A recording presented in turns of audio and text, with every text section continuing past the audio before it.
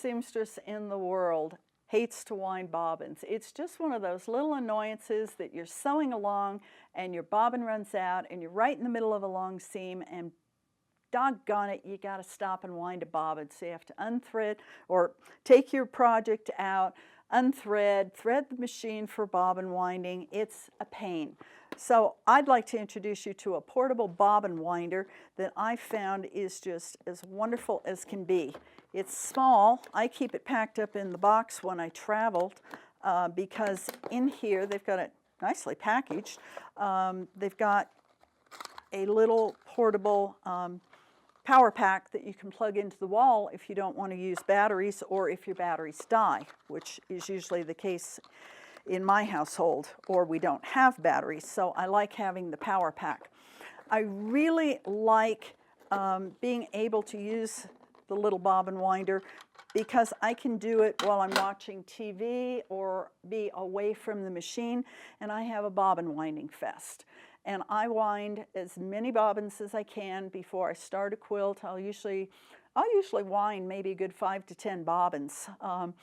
And a lot of times, because I primarily quilt or sew with pale gray or dark gray thread, I will wind a whole bunch of them and keep them in my bobbin case so that they're ready to go and I don't have to wind bobbins as often. So let me show you how this little gem works. It's very easy. You've got a little felt pad at the bottom for your thread. I guess I should mention that the batteries go in on the back. It takes 2 AA batteries. The directions for winding it are right here, so it's pretty easy. You're going to come underneath the little thread guide. You're going to go through the tension wheel, and you want to make sure that you are in there. You can actually kind of, I like to say, floss the thread to make sure you're fully seated in there. Otherwise, you won't have the right tension for your bobbin. Go ahead and clip your thread.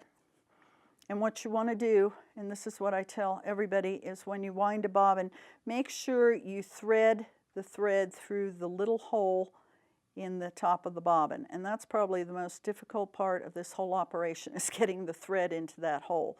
But you want to get it in there.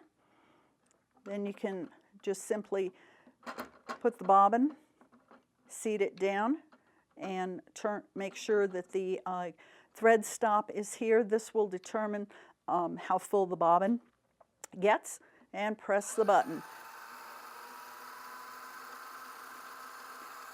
Oops.